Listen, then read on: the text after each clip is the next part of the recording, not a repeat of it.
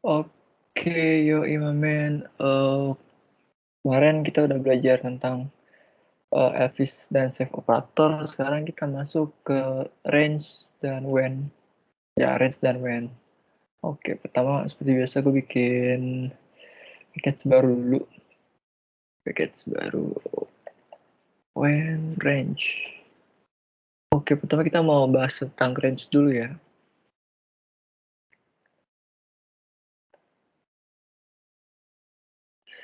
Oke. Main. Jadi range itu dia kayak ngasih oh batasan start dan finishnya berapa ya, itu definisi menurut gue sih.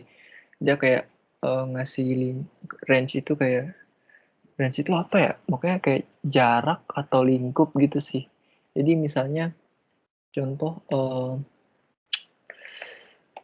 misalnya gini caranya gampang. Misalnya SMA nih, syarat masuk SMA itu umurnya 14 sampai 17 tahun. Berarti kalau di range berarti nanti 14 titik 17 gitu, dia jadi punya lingkup 14 sampai 17 doang, itu range. Jadi ya gitu sih intinya. Misalnya contoh kita coba ya, misalnya gue pengen tentang apa ya, warteg deh ya, tentang warteg. Gue lagi bahan ini, gue lagi suka banget makan warteg. Misalnya file dengan immutable, datanya nggak bisa dirubah atau value-nya masa nggak bisa dirubah. Warteg, jam buka warteg itu misalnya jam 7, jam tutup warteg itu misalnya jam, misalnya PKM ya, misalnya jam 20 ya. Terus gue lapar nih, sekarang jam 4 pagi. Gue lapar kan. Sekarang tuh jam 4 pagi. Nah, di sini gue ngelakuin pengecekan atau boolean menggunakan range. Jadi misalnya file apakah buka. Nah, di sini gue ngasih jam sekarang, terus jam buka ya, jam buka warteg sama jam tutup warteg. Terus di sini gue ngeprint. Bentar dulu, nanti gue jelasin. Nanti bingung lagi. Warteg buka. Ya, maka jawabannya apakah buka.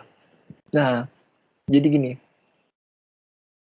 Di sini gue membuat berapa data, 3 nilai, tipe data dengan nilai jam buka warteg itu 7, jam tutup warteg 20, jam sekarang 4. Misalnya jam buka warteg itu jam 7 pagi, tutup itu jam 8 karena PKM.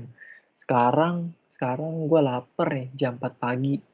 Terus gue pengen makan warteg. Nah, di sini gue ngecek boolean apakah warteg itu buka apa enggak di saat dia mempunyai range 7 sampai 20. Di 4 itu dia buka apa enggak gitu. Nah, ini dia adalah keyword dari si Kotlin. Jadi dia itu tuh spesifikasi untuk iterasi for loop. Dia biasa digunain untuk if operator, dia ngecek dia itu termasuk di range kah, di collection, atau di entitas lainnya mendefinisikan method constant. Dan dia juga digunain untuk ekspresi dengan ekspresi yang sama. Dan ini dia juga biasanya memiliki atau mempunyai parameter sebagai kontravarian. Itu sih kira-kira intinya. Mungkin lo nggak ngerti, mungkin googling aja lah tentang range lah. Itu mungkin definisi dari gue. Jadi range ini kayak gitu aja, ngecek jam sekarang di dalam range tersebut. Intinya gitu sih. Intinya ya ini tuh di dalam range ini, di dalam range 720. Kita gue komen aja ya. 720. Jadi gue mau ngecek kira-kira jam 4 ini dia ada nggak di dalam 7 sampai 20. Dia nanti ngecek 7, 8, 9, 10, 11, 12, 13, 14 sampai dapat angka jam sekarang. Nah, kalau misalnya seandainya jam sekarang itu nggak dapet dalam range, nah itu berarti dia di luar dari range. Dia biasanya ya iterasi looping sih, mungkin di simplify di range. Nah, kita print nih, dia apakah buka apa enggak. Kalau misalnya jam 4 kan tutup ya otomatis, sedangkan bukanya kan jam 7, berarti kita butuh 4, 5, 6, 7, butuh 3 jam lagi buat warteg itu buka. Berarti ya hasilnya tutup, false. Tapi kalau misalnya ya kita coba dulu lah ya, false, false, false.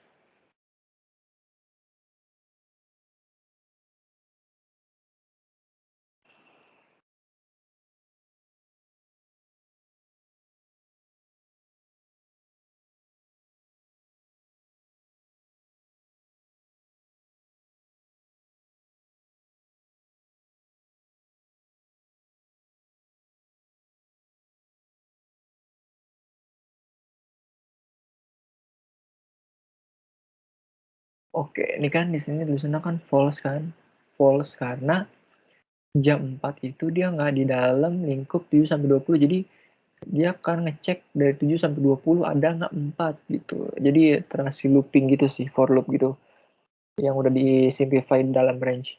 Nah, jadinya karena jam wartegnya buka, karena warteg buka jam 7 dan tutup jam 8 atau 20, nah sekarang jam 4 berarti wartegnya nggak buka dong, jadi false. Nah sekarang gue biasanya kalau makan tuh jam 12 siang ya, sama teman gue. So jam sekarang jam 12, dia buka atau enggak. Nah hasil pasti true karena 12 ini 12 ini masih dalam lingkup 7 sampai 20. Jadi ada 7, 8, 9, 10, 11, 12. Nah, berarti ada 12. Itu adalah si permainan dari range. Range gitulah. Nah, kan true kan? Ya, gitu. Itu adalah si range. Jadi hari ini kita udah belajar range. Nah, sekarang kita belajar si when. When September ends. Ya, lu kira lagu Green Day? Enggak lah. Kita pakai when. Nah, jadi when ini sebenarnya tuh kalau di Java tuh ibaratnya kayak switch. Switch, ya switch. Jadi kalau di Java itu switch, kalau di Kotlin tuh when. Jadi gue punya nilai immutable yang nggak bisa dirubah. Nilainya misalnya 20. Yaitu dia integer ini ya, ini integer. Terus gue menggunakan when, nilai. Nah di sini ini mirip banget kayak kayak kayak switch di Java, anjir mirip banget. Misalnya gue punya 6, di sini gue pakai ekspresi ekspresi lambda ya. Gue lupa nih namanya, kayak ekspresi apa ya. Itu kayak deklarasiin gitu lebih cepet. Kayak gitu sih. Print line ini adalah 6. 6, 8, 10.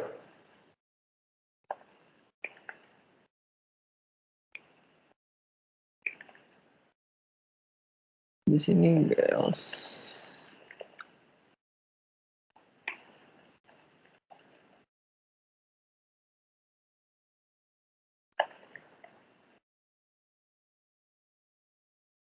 Adalah misalnya. Jadi gini.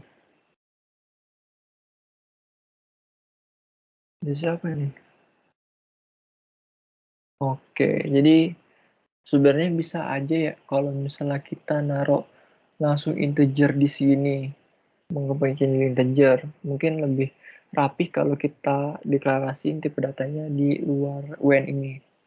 Jadi di sini kita punya nilai 20. Di sini di when ini kita ngecek 20 ada nggak? Misalnya Kalau misalnya seandainya gue ngetik 6, dia muncul, berarti dia ada 6. Gue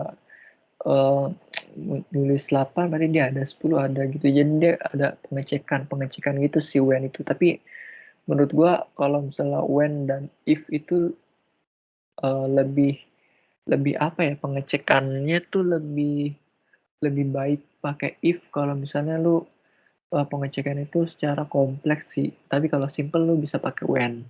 Nah, kita ngecek di sini 20 ada apa enggak. Ini kalau di Java switch ya namanya.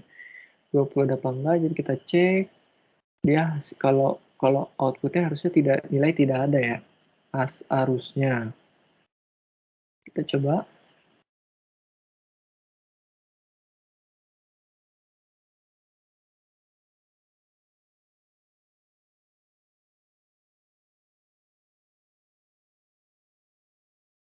Nah, nilai tidak ada. Karena 20 ini kita nggak di-declare atau kita nggak ekspresiin langsung kayak dia itu kayak kondisinya ada atau enggak di dalam branch atau di akarnya gitu. Nah, misalnya gue pengen ngisi 6. Nih, dia berarti nanti hasilnya ini adalah 6. Karena dia mempunyai 6 di sini di dalam WN ini.